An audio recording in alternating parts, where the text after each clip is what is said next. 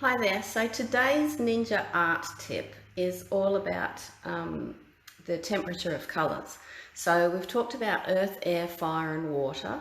So earth and air is talking about the weight of your paintings, where you put the darker colours down below and the lighter colours above. So earth is below and air is above.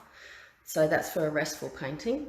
And the earth, air, fire, the fire is about the temperature of colours and water is about transparency versus opacity of colours.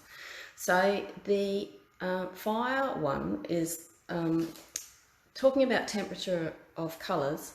I talk a lot about this in the book, but in general, cool colours recede and go away from you in the painting when you're viewing it, and warm colours advance towards you when you're viewing a painting.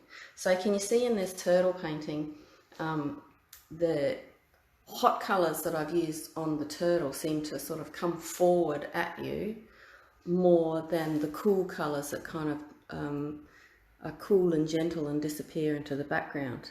So colour also has energy, and we associate feelings with colours. So the cool colours, which I call the colours of water and ice, the blues and the greens, are very restful colours. So this is a very restful painting in general because it's got the turquoises and the blues.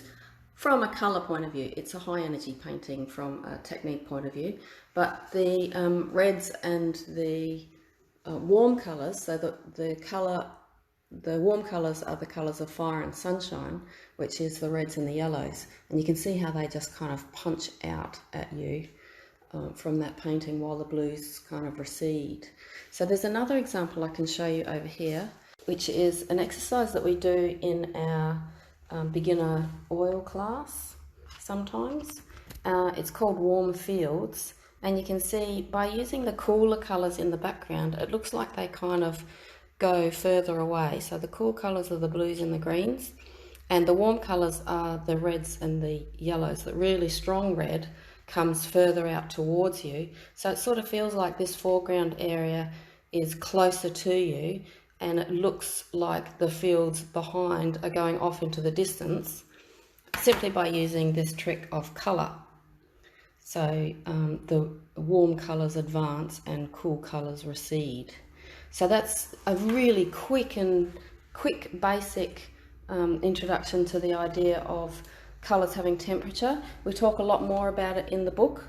Hopefully you've got your copy of the book. It's available on Amazon now, but you can order from us direct and get a signed copy if you'd like one.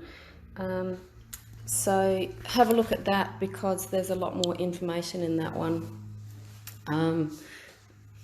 There's a whole chapter on heated hues. So we talk about all the different things that can happen with the temperature of colours.